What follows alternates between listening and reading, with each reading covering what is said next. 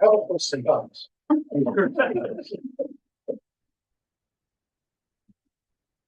Well, I was down south and everybody there was rooting for the Seahawks. I was kind of shocked. Yeah. Yeah.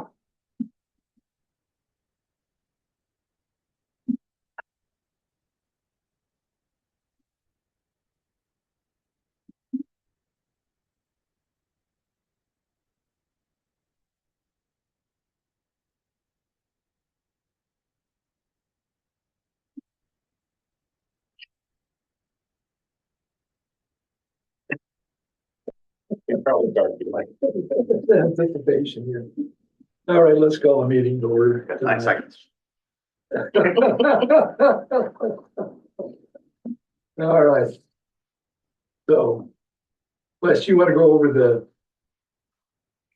meeting procedures here for those folks who are online? Yeah, so we are on Zoom. Everybody is free to join. I will monitor it throughout the night. So if anyone joins, I will allow them to speak. All I do is click a button. So if you'd like to speak up at any time, please just raise your hand on Zoom and we will let you speak. Thank you. Thank you. We have some meeting minutes from our November meeting. We have public comment. Those of us that are here, I guess we have seen those. So if those look good, we do have a quorum here so that we could approve those. If I would motion to approve. we have a motion to approve. And I would second. Motion and a second. Any further discussion? All those in favor say aye. Aye. Aye. Great. Aye. Hi, Charlie. That was Okay. me. This is generally where we allow public comment on items that are not on the agenda. Although that's not on the agenda. Mary, have you got anything you want to share with us? It might just be Mary. I don't know. Yes, thank you, Mr. Chair. Mary Rapar, I live here in Stevenson. I hope you got my email that I sent this afternoon. I sent it to your city addresses. We aren't getting They're most them. likely not. Sorry. Okay. Sorry. Well, what it was Pat Rice had sent me the 2022 tree assessment that was done in our community. And I wanted to just share it with you because I was very disturbed about a week and a half ago. I'm driving on Rock Creek and there's men with chainsaws and men, there's just something about chainsaws that if there's a tree in sight, they need to cut it down. And they cut down all those trees along the Rock Creek, from the walkway to the, that's on the east side and all the way to past I think to the driveway. And because, quote, they were interfering with the lines. Well, maybe, interfering is questionable because the line is on the other side of where the trees are planted. And I found it very disturbing because we have our trees in our community. We work hard to water them so they survive and they add an aesthetic value to our community. Plus, they provide shade and oxygen for our community. And it made me distraught. Let's just say that. I remember when they cut down the huge tree the county did, and that was so despicable. It was a beautiful tree, and they just cut it one day. And the blue spruce, that was our Christmas tree in the middle of the courthouse lawn. So, I filed a complaint with the city and with PUD. Because I don't think PUD should be cutting down trees, but apparently our public works had worked something out with them and they cut it down. I think if they cut trees down, they need to pay for them or replant them. I also sent you all pictures of, I took pictures of the lines that we have, the power lines and the electric lines that we have in town. When I came here in 1990, there were 2 lines on the power poles. Now we have 13. That's getting messy. The aesthetic of the town and the spatial quality of your view is impacted by all these lines. And you might have noticed that our poles have gotten taller. An example is the poles right across from the library. There's this little pole here, and then there's this tall pole here. So we've gone from here to here, and it's very evident how much higher the new poles are. So I would like to, we need to think about how our city looks. You've got lines going across streets, you've got lines going this way, and it really does impact your visual aesthetic of our community. Trees add a lot to a community's visual aesthetic. People like to see trees in town. And, when we went through the tree cutting because the trees were 20 years old, you all may remember the mayhem that was caused in our community. And we replanted those trees along First Street. So I would like to see some planning, landscape planning taking place. We have an audit. Carolyn got money from DNR for trees. And so maybe let's work on that. And I've spoken to Liz Green from the PUD, and I said, it's time to start undergrounding things in the city. And if we have a project in place, things should be undergrounded when that project, if it can be coordinated. Undergrounding could save PUD having to send their linesmen out when things get hairy here. Hasn't been hairy this winter, but we've had hairy winters in the past. So yeah, it was very disturbing, and I didn't care for it. The other thing is, it's been brought to my attention that the old dump on at the lodge, that the methane monitors on it aren't working, and this is just a heads up for the city staff. If they're not working, the methane in the old dump isn't being monitored, and that could be dangerous. And I don't know if it belongs to the county or to the city, because the lodge is within the city limits.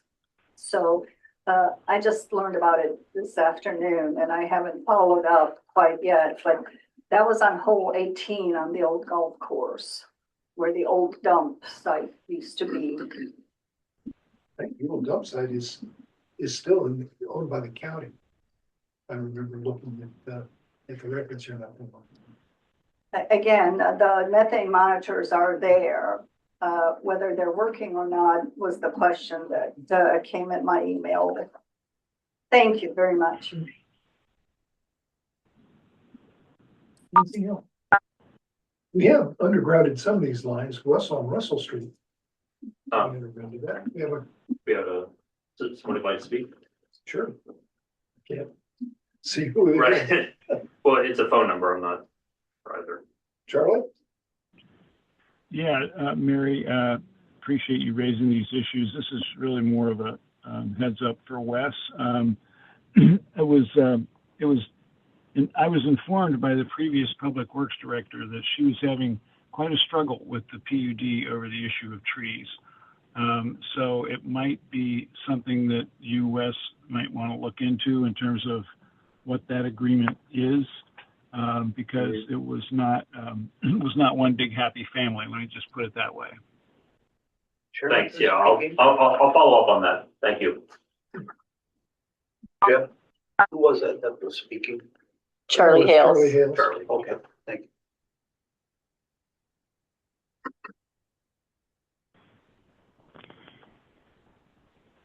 Okay. We can move on to our next item of business, which is a conditional use permit. Wes, I guess this is your conditional use permit. Yes. Let me just start off. We need to go through our appearance of fairness doctrine. In other words, each of us has to weigh in terms of whether or not we've had any ex parte contact, whether or not do we have a financial interest in this project, and whether or not we can affirm that we have the ability to be fair and impartial in terms of hearing this. So I guess, Ann, let's start with you. I have had no ex parte conversations. I have no financial anything with this, and I can be fair and partial. I've had no ex parte communications. I can be fair and partial, and I have no financial benefit. Charlie? I also have had no ex parte communications. I can be fair and impartial, and I have no financial interest in the outcome. And I have had no ex parte contact on this project, and I have no financial interest in it. I can be fair and impartial.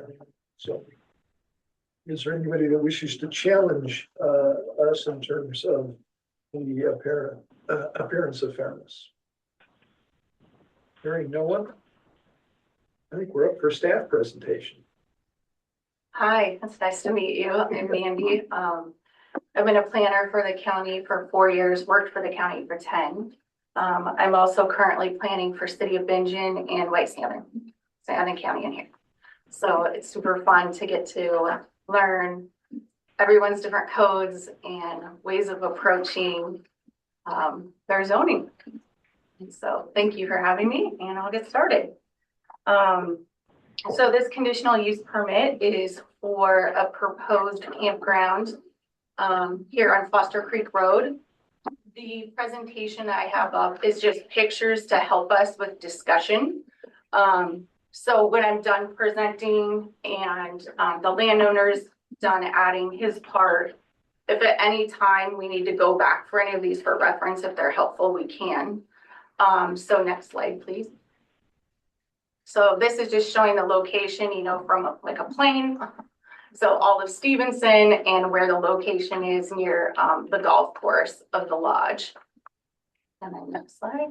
And then we zoom in a little bit and we can see the parcel a little closer.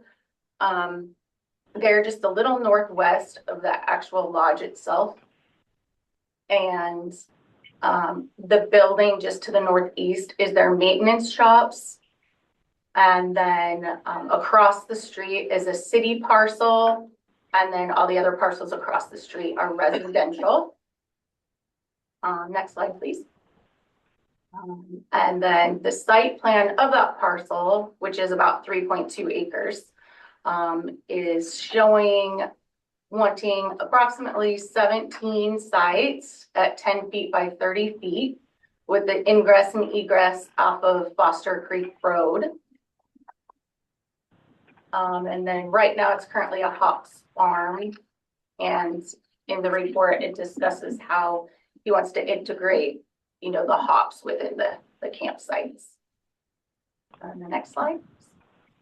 That's a side-by-side of what the topography looks like on the Earth's surface without the trees, which matches the topography in the site plan there.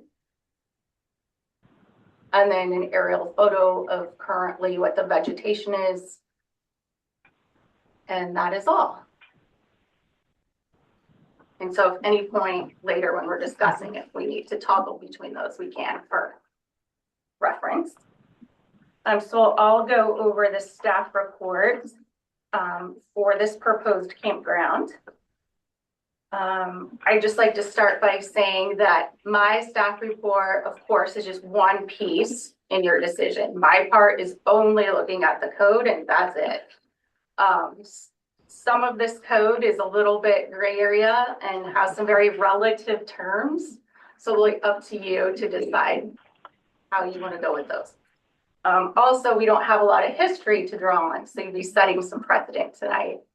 And I'm here to help you. So did everyone read the staff report? And then members of the audience, have you read it? Mm-hmm. Okay. Yep. So I won't go through it word by word. So just to be more efficient. So at first, the applicant was proposing a pack-out type system for the campers on this 3.32 acre parcel. We all showed where it is.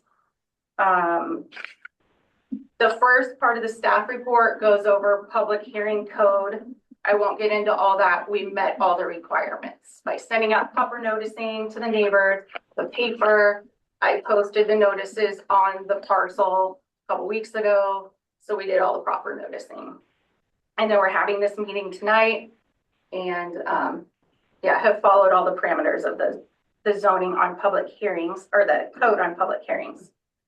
So the next part is residential districts, and this is zoned suburban residential. It's intended to provide minimum development standards for a variety of uses, provide a transition area where service levels are less than urban and where low density residential uses coexist with uses otherwise characteristic of more rural areas.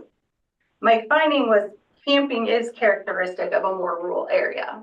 Your job, the hard part, is what's rural mean? Is this rural enough?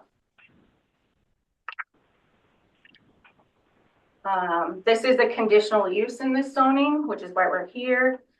And that's shown in the table there. Or no, sorry. Getting a little ahead of myself. So this was a conditional use according to the table in the finding, which is why we're going to address all the different codes that are in the report. And so for 17-15-60 residential dimension standards, it just gives the setbacks that are required. One thing that's interesting about this city code is these are setbacks typical of residential uses. There isn't a part of the code where it says, okay, for campgrounds, go over here to this recreational use and has standards for campgrounds. So we don't have that. So we'll just do the best that we can with what the code is we're working with. So a conditional approval is just saying we'll meet these minimum standards at the least. What's not here that somebody pointed out in a public comment was density. So that was an interesting one. So density for as far as how many structures you can have on a lot or how much of the lot is taken up by structures or development. In this case, when let's say you have city water and septic, it says 20%, but it says for residential. So this is something to be discussed because campground isn't residential and it's totally different type of use. So I can't say a lot to that. I just wanted to point it out, you know, because other people point out and it's an important factor.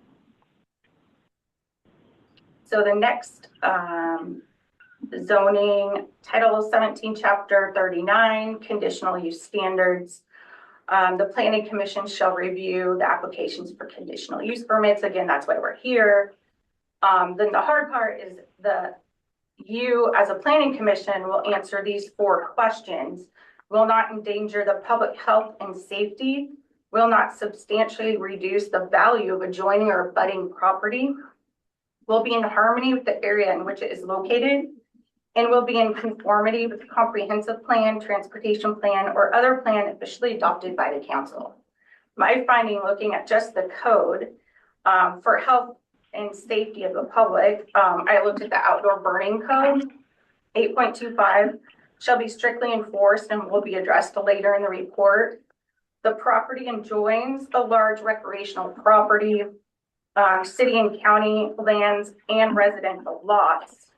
The surrounding use is compatible with the similar use of recreation behind it. It's,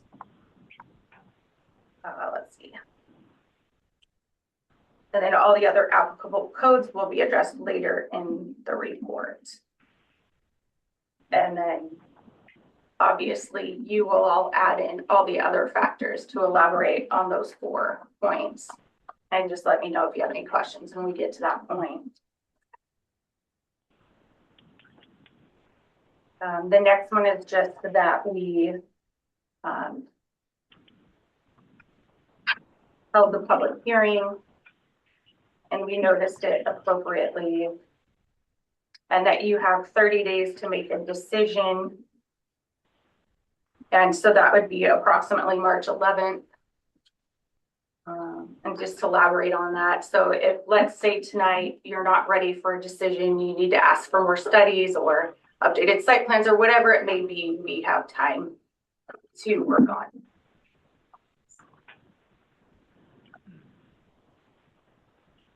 Just more submittal requirements. So we can jump down Title 8, Health and Safety, Chapter 8.25, Outdoor Burning. We have the definition there for recreational burning, which, you know, in campgrounds, that's where you have, you know, campsite fire rings falls under that definition. And so recreational fire codes are addressed under 8.25.040, and it has all of the parameters there. I'll just point out in number 1, maximum diameter of 2 feet, a sufficient water supply in number 3. In number 4, a 10-foot radius free of combustibles. So these points were brought up because somebody said, well, with 17 sites, how can that fit and how can that work?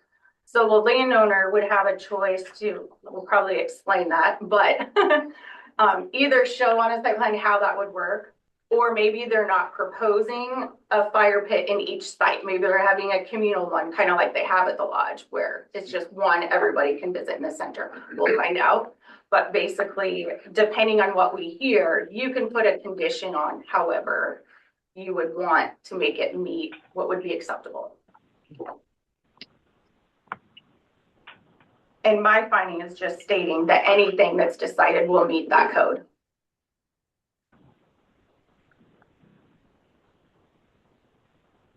Noise control, that's a sheriff office code. We don't have any control of it except for just letting a landowner know they're responsible for following it.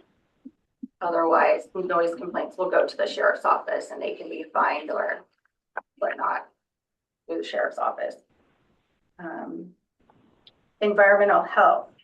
I got comments from the environmental health officer late Thursday and added them to my recent report. You didn't get the emails, but I added it to one and I re-uploaded it to Cloud Permit, which says that they are requiring bathrooms to be provided if this would be approved. So it couldn't just be solely on someone bringing their RV and using their RV. It has to have bathrooms. And then it has to have water, meaning running water, like that it's hooked up to the city in one way and the water's available is their requirement. And so I reached out to the landowner to make sure he still wanted to move forward with that condition, that it was something he was willing to consider. And that is the only code I could find to address. So it seems short for such, you know, an interesting project in our little city. So there's definitely more we can discuss. And I would like to mention the comment we got from Mr. Bernie Bacon. I've been doing this a long time, conditional use permits and all kinds of proposals that go to hearings. And this is one of my favorite comments I've ever received. It was so well researched and the questions are excellent. So I'd like to address a couple. It's a good example of why public comment's awesome, because they find little things and somebody really did their homework. So he mentioned, with the pack in, pack out idea, we already addressed the health concerns because of the requirement, but also garbage. So we'll address that. And then brought up the issues with the fire pits. And so I spoke to that. And so we can discuss that. Then he said the map shows 17 sites spread out, but it doesn't show where internal roads and turnarounds will be. Up in one of the pictures, I could see the turnaround in the aerial photos and on the site plan, but it is important to know that a fire truck can get in and out. And that is something that the fire marshal will require. And so we can put that in as a condition approval, but it would be part of an inspection no matter what, is making sure that that's possible.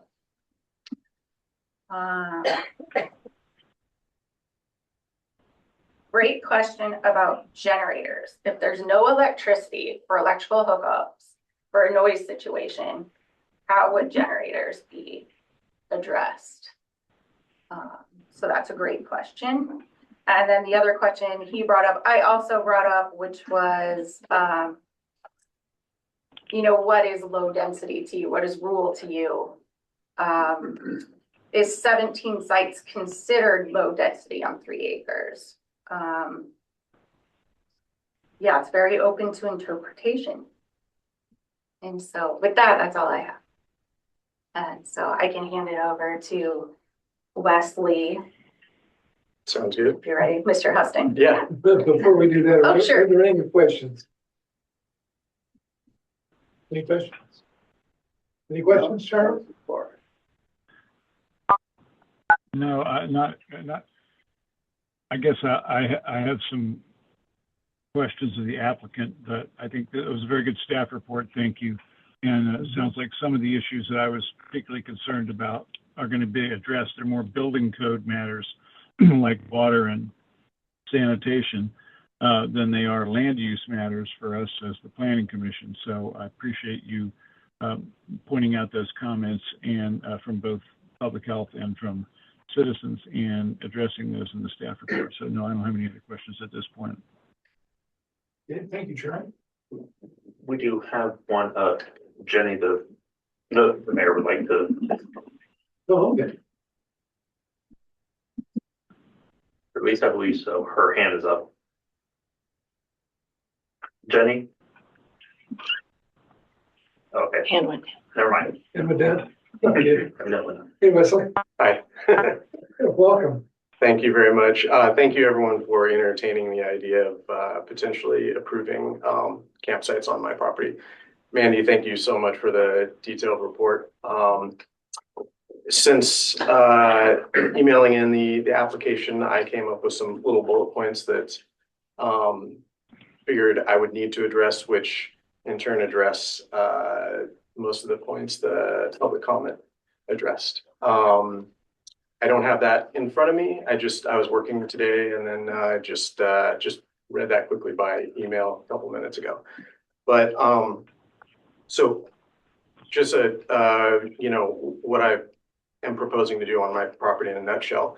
I'm currently growing hops on the property for brewing beer. My plan is, and it takes 2-3 years to ramp up the production to quantities that can be usable for home brewing. And while Cooperative Inc., the name of that business, is not technically a co-op, it's an S-corp. The whole idea behind that business, the hops, is to offer home brewers the full experience from, this whole deal going around like the farm to table sort of experience you might have with any other food crop. But essentially, if I had to put it briefly, this will feel more like a co-op where folks that are customers of the nursery are helping to maintain the hops all the way through the growing season and then harvesting the hops. And so the idea is this camping is officially on my end only going to be utilized by folks that are working with me through the nursery to help maintain the hops, harvest the hops, take these hops home, brew beer with these hops, bring them back, share, any number of, things can grow from this. But this camping is, yes, it's going to be available publicly over, there's any number of different sites where folks can book any campsite up and down the Columbia, like Hip Camp or, something like that. This is going to be available to the public with through the back end, working with one of these particular sites. I have to approve every single person that would be camping on this property. It's not a click, when you're driving down the Columbia, I want to camp, I find this spot, I pull and I camp, and then I move on the next day. Every single person camping on this property is going to have a vested interest in the cleanliness of the property, maintenance of the property, of interactions with neighbors on all sides. It's not going to be a revolving door of folks in and out. So I feel like that's probably the most important conceptual, thing to bring up. Again, I'm just going to go through some of these bullet points, and it's good that a member of the public brought up density. I had done the math on this earlier. If we're working off of like 6 folks maximum per campsite, 17 sites, that's 102 folks maximum that would ever be on the property. And that comes out to 1,400 feet per person on the property. So one person has enough space around them, it basically equates to a small home. Just to give you an idea of another way of looking at density. 140,000 square feet divided by roughly 100. And we'll get into this when I bring up the fire pit deal. Whatever conditions are laid out per code or per any sort of regulations and everything, at this moment, I'm going to take those by myself and clamp down on those even a little bit harder. Where, if the plan is not to impact any of the properties surrounding negatively. One instance is, I know because I've driven down my driveway, 1,000 times at this point, I noticed that if I try to make a left-hand turn up to the dump, it's not the safest because the people hauling butt down Foster Creek, speeding, whether it's a dump truck, trash truck, or a resident. By the time you look right, left, and try to head up the hill, there's somebody on you in 2 seconds. So another thing I realize is the driveway points directly at the Wilbanks property across the way. It would bug me if headlights were aiming at my house when there's more traffic than just one residential property on that 3.2 acres. So I'm myself am going to arrange to re-gravel my driveway, and should this be approved, it's only going to be a right turn only so that you head down Foster Creek. So again, the reason I bring that up is I'm going to take steps beyond what everyone here asks for to make my presence felt even less. Let's see. I guess a couple items that we can talk about when it comes to sanitation. The pack in, pack out that was part of my application, that was figuratively speaking rather than literally speaking, as in maybe that overshadowed the fact that there are not going to be any people camping on the property without their own sanitation. What I'm foreseeing is mom, dad, 2 kids come out, family plays in the dirt, experience other things around Stevenson. They drove out in their Sprinter van, weather's nice. Kids set up a tent out the back of the Sprinter van or a similar vehicle. Mom and dad stay in the camper. There's a restroom facility right there on their campsite. Kids use the restroom inside the camper. The topography of this campsite, I have a 16-foot dump trailer that's heavy, and that's probably about the biggest thing I'd ever want to bring up onto that property. I don't see anybody, the sites are not going to be big enough. The space is not conducive to people bringing big fifth wheels in or anything like that with, big power demands and that sort of thing. But, I'm really just going after couples, small families, that sort of thing. And again, bringing their own sanitation facilities, cooking facilities, you name it. Let's see. I guess if we want to dive into fire rings, yes, most campsites, that are easily accessible by, say, fire department or adequately cleared. Most campsites will have their own campfire. Although this property is and would be cleared well enough, I do not plan on having fire rings at all the campsites. I do not. My plan is not to have 17 fire rings all over this property. My plan would be a couple small, recreational size fire rings in a couple of the most accessible campsites. My idea is that everyone on this property that's camping at the same time is going to know each other. And we're not talking about 17 different groups there. Everyone is going to be there centered around kind of the same goal, working these hops and enjoying all the other things to do in Stevenson. Maybe I haven't really penciled out exactly which ones, but maybe only 5 of those, maybe only 10 of those have a fire ring. The one thing I haven't fully explored is what the code would be if I have a larger propane only fire ring. It would be a community fire ring. That sounds a lot safer and sounds like a lot more fun.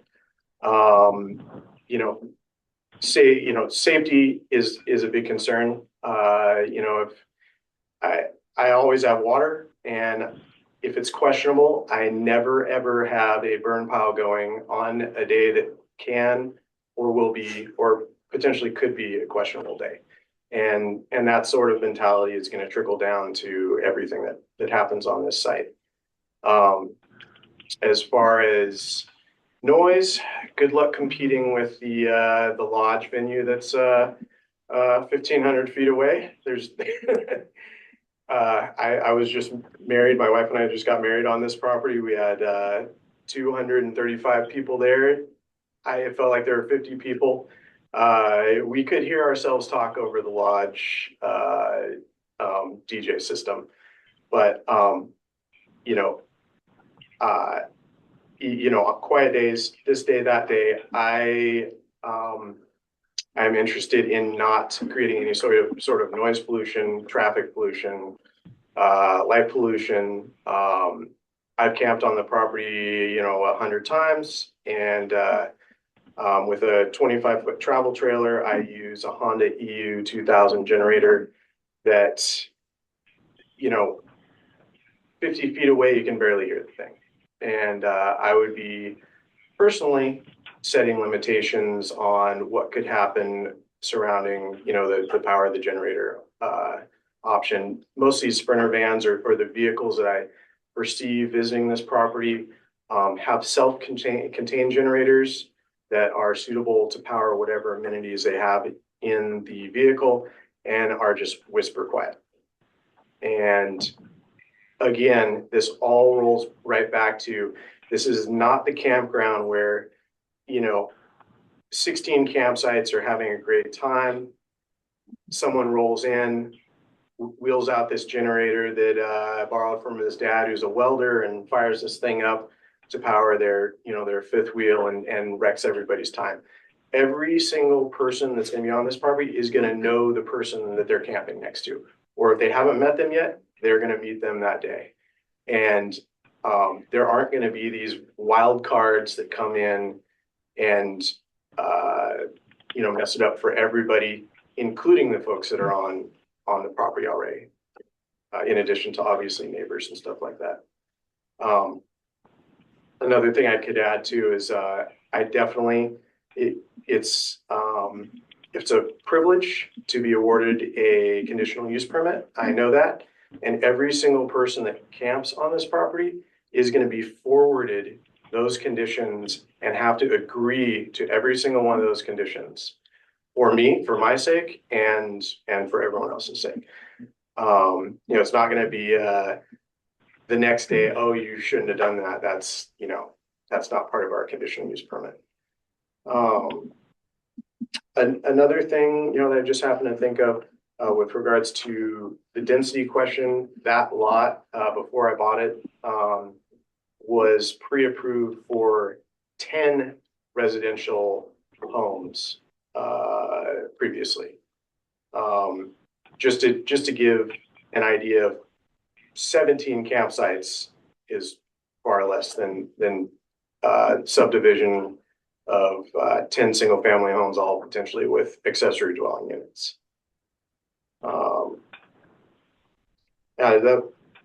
That kind of concludes the notes that I had after sending in my application. Is there anything that pops up after that?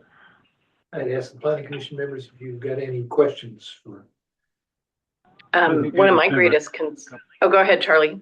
I just have a couple clarifying questions. So your application letter didn't indicate that you were going to be providing water to each of these spaces and that you would be providing bathroom facilities, but now you are planning to include those elements in the plan?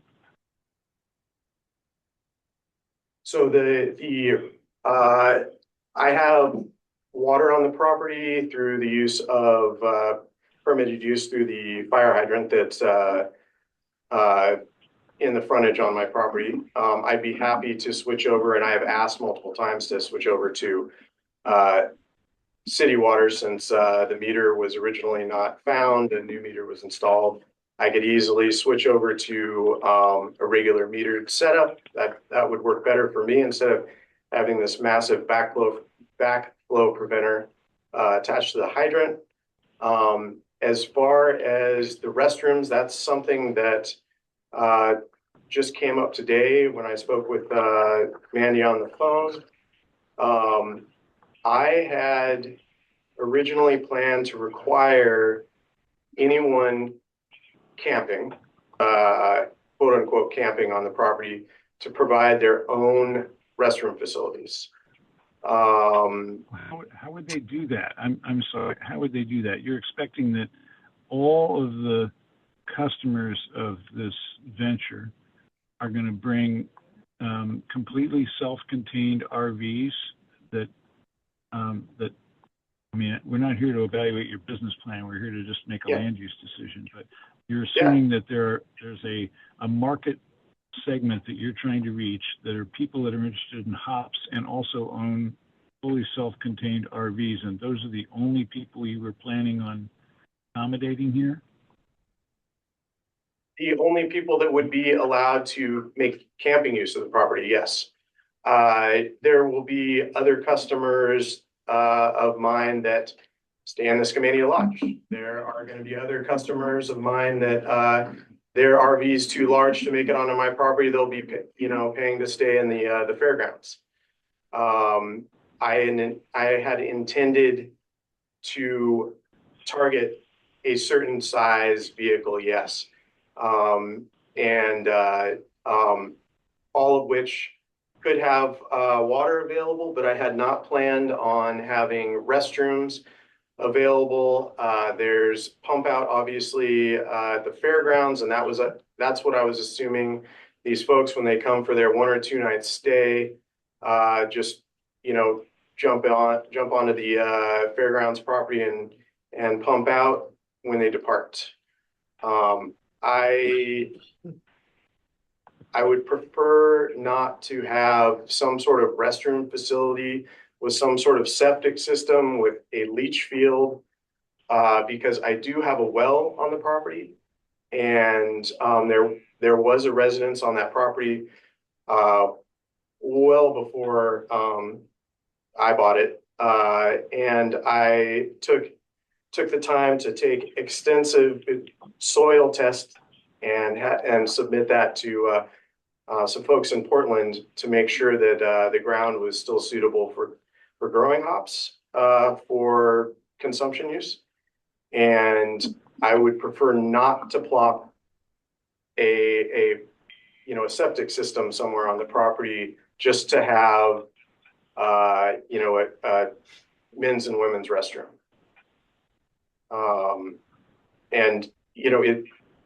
I'm going to personally require campers to have their own restroom facilities. If we need to say RVers, that would be fine. But there would be no camping, tent camping allowed unless they were in conjunction with someone with cooking facilities, sanitation facilities. Charlie, it's Anne. A new part of the staff report that we did not receive that she read to us today is environmental health with water and waste, and finding as a condition of approval, the environmental health department will require a city water connection with available water and bathrooms connected to city sewer or a septic tank. And I'll add to that we've never allowed a campground or any other type of outdoor retreat center to go without one. So we have to be fair and consistent. Yeah, this site is what, a half a mile from the sewage treatment plant, and there's a sewer in Rock Creek, right? So I don't know why anybody would need to install a drain field that close to the city sewer system, but that's again more of a building code issue than a land use issue for us. Any other questions, Charlie? No, nothing. Okay, Thank you. Ann? I have lots of questions. I grew up in hop farm country, and I'm trying to figure out how you're growing hops on that property. You're welcome to visit anytime. Well, normally they're on 25-foot poles and then the strings. And, yeah, they are. And is that what's out there? Because I drove by and I didn't see anything. So the beauty of that property is it's somewhat elevated off Foster Creek. You can't see much of this. How I've organized or laid out the campsites, you really won't even see anyone from Foster Creek is the idea. So what percentage of the 3-acre parcel is planted in hops? Very small percentage. So I have a full commercial setup with, by the end of this, there'll be 400 hop plants plus, with using not much more than 15,000 square feet. Okay. Yeah. And it's all I do landscape work. This was just a little extra intense landscape job that was unpaid. Yeah. I do have, say, a portable toilet that I use up there when me and my friends that help me with the hops at this point. We use that. I understand if there's a precedent with any campsites being required to have toilets, but I'd be curious if those campsites allow tent camping. So if, I plan on committing to the condition, myself, as far as no one camps on the property without their own sanitation. But that could obviously be a condition put in place on this use of that property, where there's no tent camping without a member of the family having their RV available for sanitation and cooking purposes So do you live in the area? on Atwell.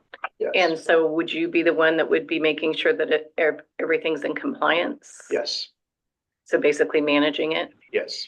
So I would be managing that. I have a couple guys that work for me. My wife is a property manager in addition to other work. But yeah, this is all the management side of it's piece of cake. Okay. And again, it's if you want to compare this to, say, like an Airbnb, when you book an Airbnb, there's the instant gratification sometimes of, I want it, boom, book it, I'm booked, versus the type of Airbnb where the homeowner reviews who this is. Do I recognize this name? Did they trash my house 2 years ago? Where the property owner has to approve this Airbnb rental. This would be carried out the same way, where I would be approving every single person that would be staying there.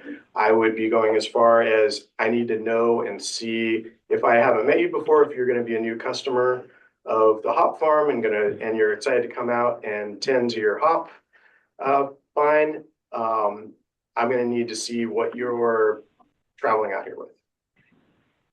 So, and that's all stuff I plan on doing, regardless of, any additional conditions put on this.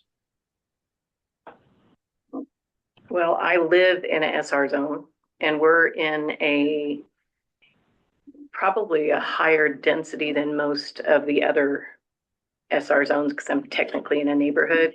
And I counted your 102 people on the 17 sites. And if you divided that by 6, because I have a half acre, that would be 17 people on my property. And that's a lot. So the density scares me. And I don't consider this rural. I consider it, it's a residential, it's a suburban residential area. It's the lodge. I don't know what zoning the lodge is. It's not SR. It's I think it's something else. recreation. Yeah, so you can't count the lodge as anywhere except it is your neighbor, but it's all homes on acreage out there. And so the density, the noise, the sheriff's already pushed to limits. So, that's a huge thing for me. So, and the compliance. Those are my 3 concerns. So my house is also SR zone. Yeah. And I agree that there's a place where this would fit, and that there's a place where this would not. This would not be something I would be proposing, if my residential or residence was not on the property where I live, I would not be proposing this on that property. Right. Absolutely not. It's kind of a one-off property where, it's a notch taken out of the lodge property. I don't know if, the folks that own that way back just were holdouts and didn't let that go. Lucky for me, they didn't, but, it's interesting that, we are, again, that we're lifted up off Foster Creek. No one heard our wedding with over 200 people there. And this is at maximum how many people would be there, say 100 people on that property, assuming every single person was there at that exact time and not off adventuring. But there's no way we could be louder than the lodge maintenance shed. There's no way we could be louder than, the lodge wedding venue. There's no way we could be louder than, the hundreds of people that walk up and down the Frisbee golf course, which is this massive buffer between. And my goal would be to be just silently there and not infringe on anyone's quiet time for sure. You know, and just so you understand more of who I am, I'm the guy that, you know, when I'm working my tractor on the property and it's wedding venue season, I call the lodge, I talk to the front desk. What time's the wedding going off? I know there's one happening. It's Saturday. They say 4 p.m. Perfect. I'll have the tractor shut down at 3 p.m. And so I take those steps to make sure that the neighbors are happy with regards to the noise. I had one question. The square thing on the map is that's no structure or anything. It's just. That was the original structure that was there, I think. Or that map is basically just, those are just points where that particular topography. surveyor, took elevation readings, that it just turned out to be a square, and it probably did because that's where a double wide was way back. Okay. I was gonna say, that's where a previous structure. Yeah. was. Yeah, I was like, It's is not very this fun. something there or? Okay.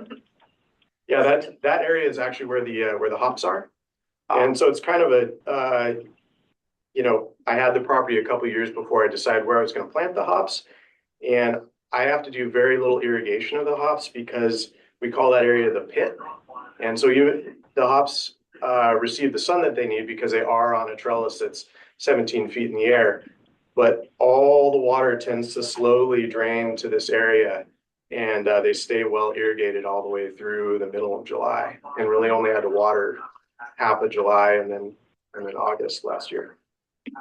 So no structure right there. With 17 camping sites, where'd you come up with that number?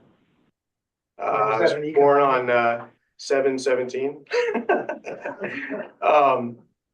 I was anticipating that, so the getting married on the property was my unofficial test of what I felt would be too much on that property on a regular basis. And we had over 200 people there. It didn't feel like that many people spread out. And I figured that half that was more than reasonable. And so based on roughly 6 folks maximum of 6 folks per campsite, I felt like that was acceptable. Okay. Other clarifying questions? Do we have anybody who wishes to testify? I think I do.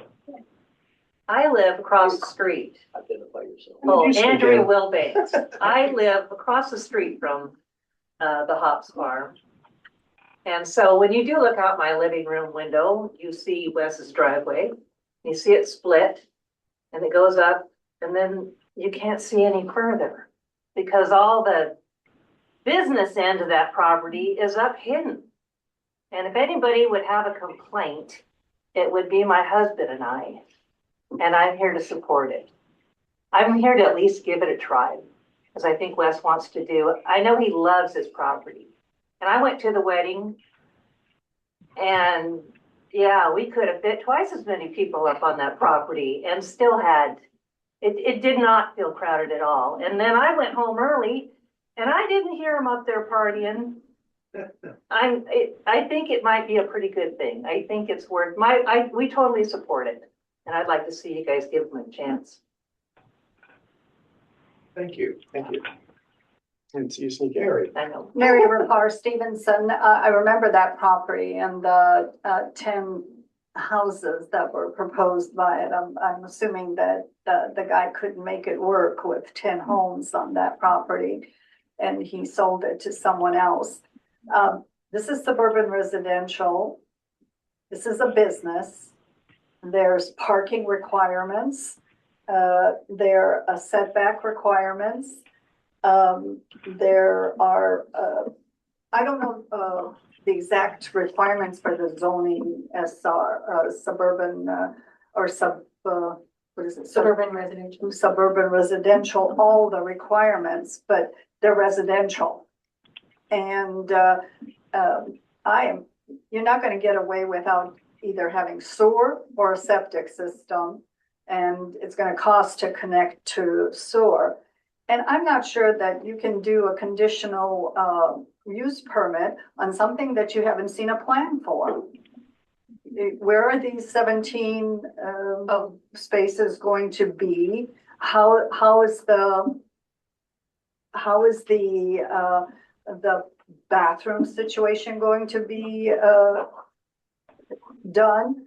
Will you have a vault bathroom? Will you have Johnny, whatever they're called, the Bishop ones? Yeah, you can see this, but there are so many loose ends on this plan, it's not funny. And I don't know how you can grant a conditional use until you actually know what the total requirements are. They might be totally too much for this. If there were 10 homes on this property, suddenly you've got 17 campsites. How big are they gonna be? Are they gonna be the footprint of a house? So now you've gone from 10 to 17. Generators make noise. I have never in my life heard a quiet generator. And we have plenty of them on the farm. So I don't think that this project is ready for conditional use until you know way more about it than has been presented this evening. I love hops, but again, this is a business in a residential area, and there have to be requirements for it, especially if people are going to come to this business and stay there overnight. It sounds more like these people are going to actually be helping on the hops farm and picking hops, working on hops, etc. So again, I just I don't think that this this warrants a conditional use permit until we know way more and how the water situation and the sanitation situation are going to be covered. Well, the water's there. It's hooked up. It's on the fire hydrant now, but he's going to hook up over to the water meter. That's in. And then. So it's city water? Yes, yep. So that's there. And then the setbacks are here in the report. I'm just stating facts in the report. The setbacks are there. It's up to the board if they want to make them, or sorry, planning commission. They want to make them bigger or keep them as is. The condition is a bathroom, whether it's hooked up to sewer septic, has to go in as a condition. Environmental health required that. And what's the number of bathrooms per people? So we are discussing that today because she's out today. So I couldn't talk to her, but she does have a method because I've seen her use it so many times on so many other projects. I would guess from projects we've worked on with something, this is small compared to other projects.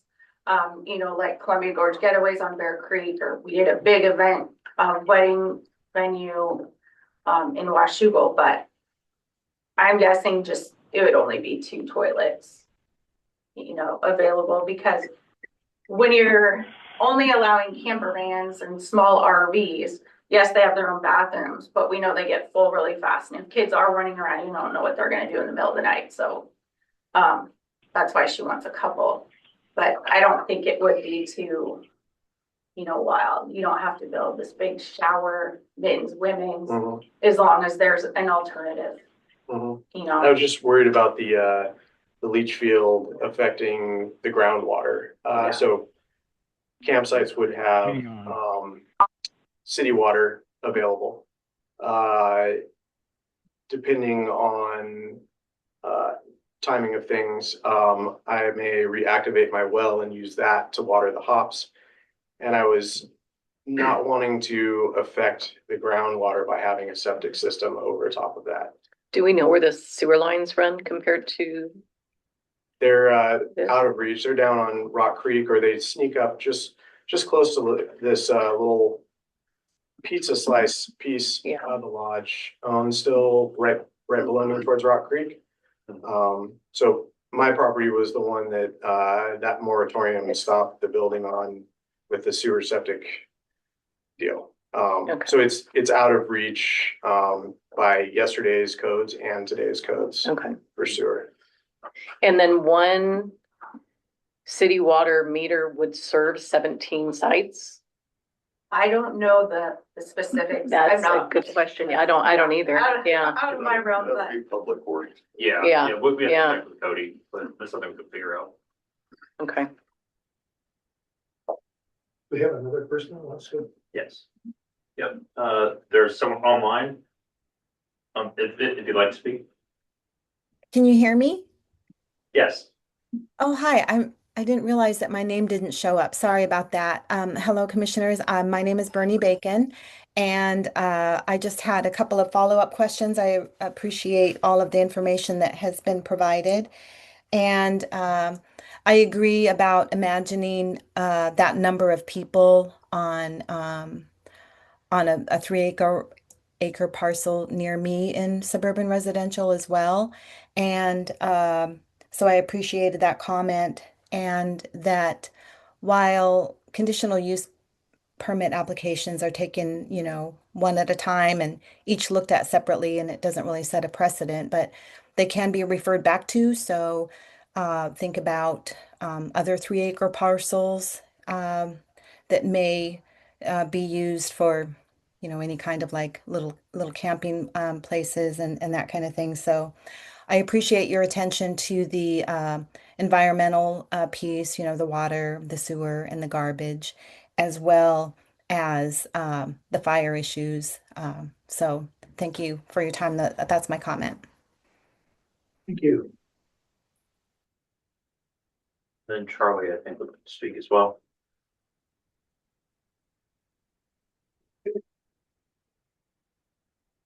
Charlie, are you still there? Are you able to hear me? There Yeah. we go. Sorry, I had to unmute myself. So Jeff, I don't know if you're ready to move into discussion, but I would sort of take off from Mary Ripardo's comments. I don't think that we have an approvable or a deniable application here. So more work has got to be done. The hops part is interesting, but not relevant to our decision about land use. Randy referred to the 4 criteria. What did the comp plan have in mind for this housing, low density housing? What's being proposed here is an RV park. It may be an RV park with an agricultural element, but it's nevertheless an RV park. If what's being proposed is an RV park, then we need to see a site plan that includes roadways, because they're vehicles, that includes, and yes, there's going to have to be water and sewer for any number of people living on this property, whether they're living for a night or living for a long time. So there's a whole bunch of stuff that, sorry, Wes, but it's expensive stuff, like connecting to the city sewer, grading and building roadways, and putting in a water system for both domestic use and fire flow, that needs to be on a site plan before we can think about approving an RV park in a residential zone, in my opinion. Thanks, Charlie. I would at this point, unless there's someone else that wants to offer, public comments, and then I would close the public hearing and we'll go to. Can I say just one thing real quick? Sure. Yeah. So I want to, folks are busy these days. Folks camp fewer days than they used to. Used to go out of town for 2 weeks, camp for 2 weeks. People are lucky enough to have time to, go camping for 1 night, let alone 2. I definitely want to move away from this RV park idea or description. This is short-term stay only. And this is a 3-season kind of thing. Just following that comment. Thank you, Charlie, but, this is, short-term stay only. Don't want anyone to have the wrong picture in their mind. And that would be a limitation that I would be setting in place in writing with customers. Yeah, we don't need to have a debate, Wes, but an RV park is short-term stay. A mobile home park is where people live for months and months. And I wasn't calling your proposal a mobile home park. I understand that you're talking about short-term use. But what we have to evaluate as a planning commission is not your business plan and not even some of the stuff like outdoor burning. I mean, that's really a fire marshal issue. Does this land use make sense on this site given the comp plan in the neighborhood? That's our job. We're not here to figure everything else out. And that's where I think, when we get further into discussion, we'll talk about that. But I think we're going to need to see more from you before we can even get to making that decision. Okay, I'm gonna close the public hearing. We'll just. Okay, Dave, go ahead. Dave Cox, I'm a resident here in the city. Having sat on the planning commission in the past and having gone through both Shenandoah and Angel Heights, I would suggest that you remember the focus of what you are trying to do. If you're focused on how this doesn't fit, there's a negative aspect to that as far as your decisions go. If you focus on, okay, he's brought this project forward, what kind of conditions can we put on that in order for it to work? I think there's a big difference in how you focus your decisions on this particular project or any project that you take a look at.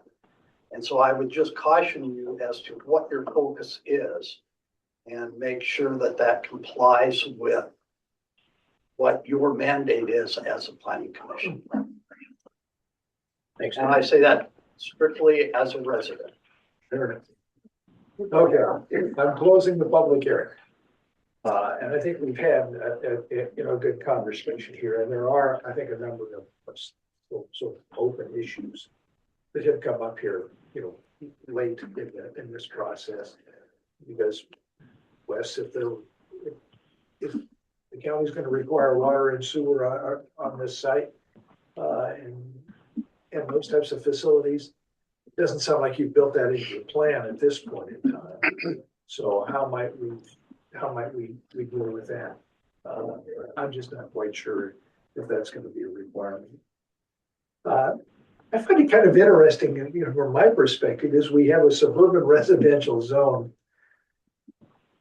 and we allow, a variety of sort of non-residential uses in it. And a campground is a conditional use, which says, yes, under certain conditions, that's an acceptable use in a suburban residential zone, as we have it in our ordinance currently. So I guess, our job is going back and saying, okay, if we have an ordinance that says, yes, this is a permissible use if it meets certain conditions, so what are those conditions? And we've had a conversation of that here today in terms of the environmental aspects, water, sewer. Should there be occupancy limits, occupancy duration in terms of folks that come on here? What do we do about basic services? Again, not just restrooms and water, but garbage. And what responsibility do we have, on the operator, on Wes, in terms of making sure that his guests, live up to sort of a good neighbor policy with folks in the neighborhood. It kind of reminds me of some of the stuff that we've discussed here recently as we've talked about vacation rentals, in terms of, what's that standard of behavior that makes a vacation rental fit into a residential neighborhood, because they're both, in essence, commercial uses within what is primarily designated as a residential zone. So with that, I don't feel ready to make a decision unless we start to get a clearer picture in terms of what's going to work out there on the site. How are we going to handle water? How are we going to handle sewer? How are we going to handle access? What's the appropriate level of occupancy there? You know, how are we going to ensure that, you know, the use of that site and the behavior on that site is appropriate? And then that really is not something that I think the city council wants to, or the city itself wants to try to regulate. But it's certainly something that we would expect the operator to do in terms of maintaining. May I provide a suggestion? Yes, she's Okay. I would suggest, so it's worth everybody's time being here while we're here tonight, is you could start with, if you're not gonna outright deny it, because maybe you would. And if that was the case, it'd probably be good to know now so we don't waste any time doing further research. But if you would consider it with a list of conditions, it would be good to come up with some of those conditions for him to work on and come back with that incorporated plan. Like, okay, we're comfortable if X, Y, Z, like you said, density of campsites, utilities, whatnot, like what are those parameters? That's all. I'll go in with the big push, bro, just a little bit.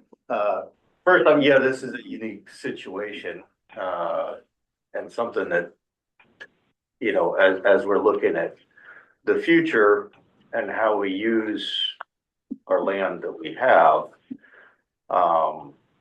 you know, again, this is another situation where it's a business entity operating in a residential area. And so there's certain expectations as a business that you're kind of required to meet. And, you know, before I didn't get the emails, but definitely the sanitation issue was like the foremost element that I had. But there, I mean, there's more. I don't know if a campground requires the same transient permit that a hotel or a rental does. And you know, and again, that's more on the business side, but that's probably some of the information that we should at least have. Is this something that's going to be regulated by a transient permit through the county? I don't think the city has one, but the county would supersede that. As far as the fire pit issue, certainly there's times of the year that we have a complete burn ban. And so, you know, like the applicant's concept of having a propane fire pit makes a lot of sense. And maybe since you're required to have bathroom facilities, maybe combining that in kind of a communal, maybe education area where you could kind of present stuff for the hops, or, you know, have that meeting place, you know, around the campfire. And that would be a great place to have your bathrooms. I would kind of defer to the health department as far as their rubric for how many bathrooms, but as a business, obviously you have to have that. I'd say probably at least one of them has to be an ADA bathroom. Whether, you know, 2 non-ADA and 1 ADA, it just depends on whatever they're going to require, which is beyond what we would look at.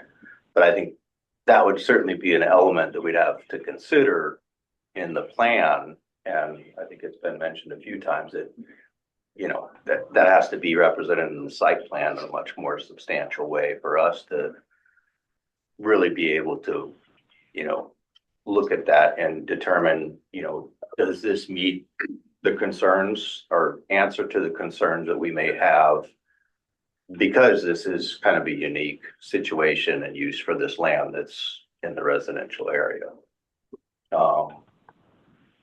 Yeah, that's kind of like my broad push on that element. And, you know, as far as, you know, your concerns for a leach field, yeah, there is sewer down on Rock Creek. I mean, that's where the lodge sewer comes through there.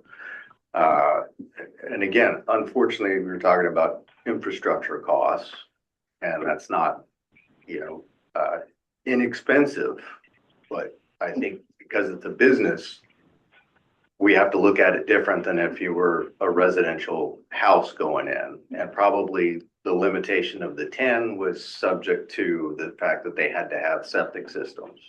Otherwise, their density probably could have been a little bit more for that same lot size or subdivision size. I'm just guessing. So, I mean, I think there's a lot of missing information that is a little bit not dramatically concerning, but definitely needs to be addressed on the front end before we can really comfortably make a decision that would impact future uses. That's my broad push broom sweep. We have someone who, Charlie? Charlie? Am I muted? Nope. No. Not anymore. Okay, good. I agree with August's comments. I mean, I think my sense is I'm not, and I don't think maybe anyone else on the planning commission is ready to say yes or no to this project. So, you know, if you're worried that the answer is going to be no, I would say not necessarily, but we need to see a site plan that gets real about the health issues. There's going to be bathrooms in this project if it's built. So where are they? What is the utility plan? Are you going to connect to sewer, or are you going to build a drain field? And what's the water system look like? It's not just 1 meter for a residential meter for 17 sites, I suspect. But again, we just need to see a complete site plan that includes roadways and circulation. If these vehicles are going to get in and out of here, and if let's say there was an emergency and emergency vehicles and fire trucks have to get into this site. So we need to see a complete site plan that includes access, circulation, and utilities at a minimum.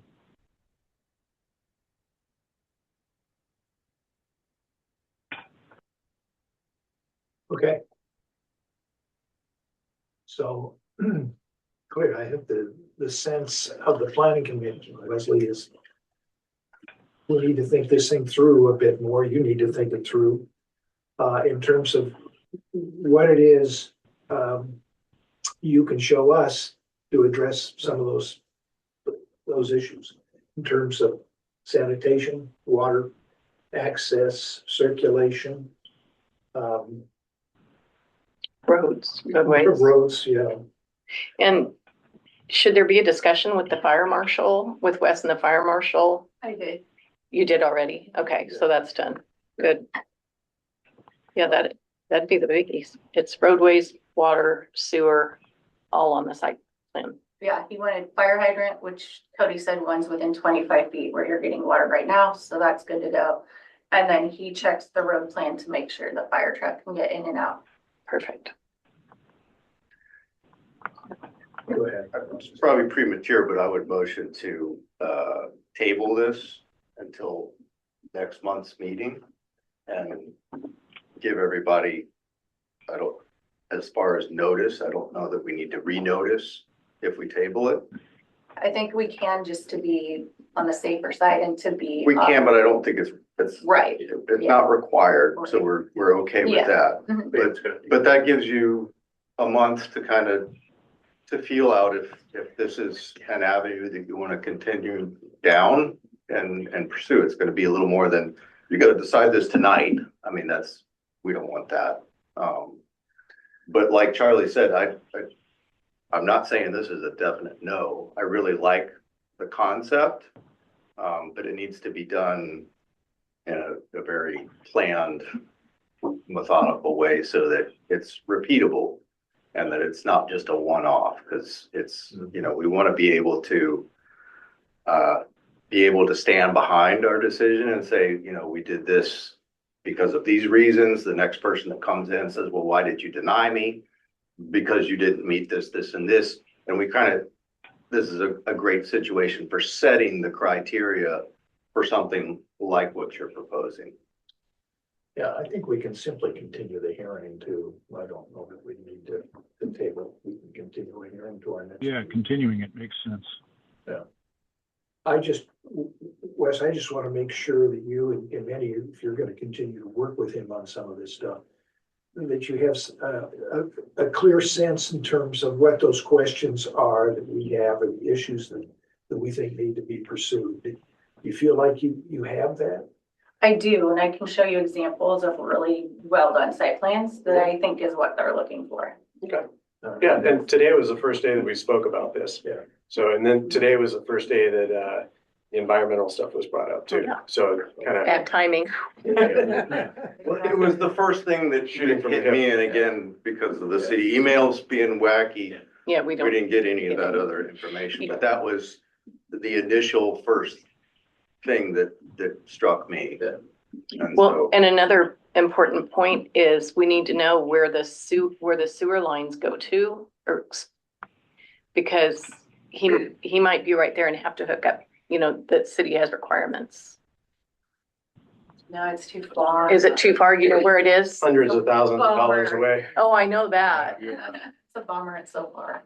It is too far. Yeah. Okay, because, I wish it was on Foster Creek, that would have been nice. well, no, it's still very expensive, But but there Well, are, yeah. but just but I the city mean, requirements. Yeah, not having. Yeah. Height that far. there are a variety of on-site septic options too that can really minimize the amount of area that is required. So well, and that's gonna be predicated by however many bathrooms you have. It's gonna tell you what size septic tank and size your drain field. Yeah, it's a little bit of a can of worms, but That's a question from Joanna. Joanna. Hi, Joanna, go I just want to make sure that the motion that August made died for lack of a second. And it Yes, it sounds did. like you moving towards just postponing until next month? we'll continue the hearing until Continuing. next month. Continuing, okay, thank you. well, I'll motion to continue until next one. That helps. I will second that. What you meant to say all along. Oh, no. Fair But you enough. closed the The motion- public hearing. He did already. Yeah, You so did. how can you continue it? We can reopen it. We'll reopen it. You can without We notice. can continue an item, Mary, for one meeting to the next in order to get more information. And we can Yeah. take more testimony if that's appropriate. Okay. All those in favor say aye. Aye. Aye. Thank you, Charlie. So I will have two for you next time. This one and another one. Oh. Good. All right. Thank you. I will need to figure out how to get you the materials for the next one efficiently. Yeah. Hopefully IT will fix that soon. Yeah, we'll work on that right away, and I'll talk to them tomorrow, but at the very least, if I can't, I will find a way to get it to you all. Yeah, Yeah, plenty of we'll time. mail it, I whatever. mean, we gotta do. Whatever you gotta do. What I found is that the personal email came through automatically, like with any of the notices came through for the city. But like I say, the Nothing's going on. on the 19th other. was the very last one that came from the city email. And when I tried to respond to it, it kicked it back as, some kind of error message. It wasn't, didn't recognize Okay.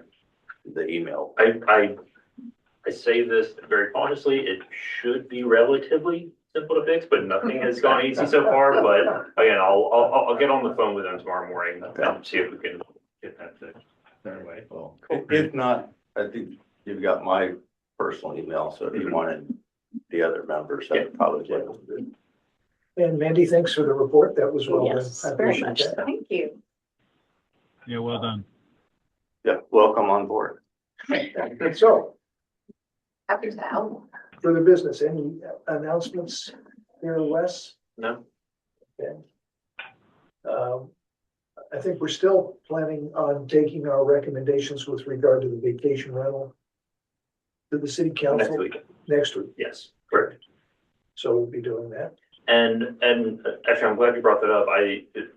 Just to clarify, we didn't have any further edits to that document. We agreed on it as it was at the last meeting. Yes, that's correct. Okay, I just wanted to double. Except we check have to before put the date is Yeah. on. Right, which I'll fix, yeah. That's fine. And I will be there. Okay. Anything else to come for us tonight? The plant and seed swap is on April 18th, so get your seedlings started at the library. Good. Thank you, Mary. Anything else? Can we go to the order? Is there a motion to adjourn? I'll motion to adjourn. No, second it. A motion and a second to adjourn. All those in favor say aye. Please stand adjourned. Right. Aye. Until I too now. Fascinating. Right. Your bedtime. We're still. We put out. Thank you so much. I'll see you tomorrow. I'll be up there. Finalizing that now. We're just going through the Right. last Okay, stages of So it. they want the bid. Oh, no, there's been no announcement like this yet, but there will be very soon. Okay. But as it stands, still How you right. been? Oh, okay. Well, we Got should get this I done. was in town, but I watched the We make it. meeting. And Show up. first council meeting. You scribbled all over yours too? Yeah.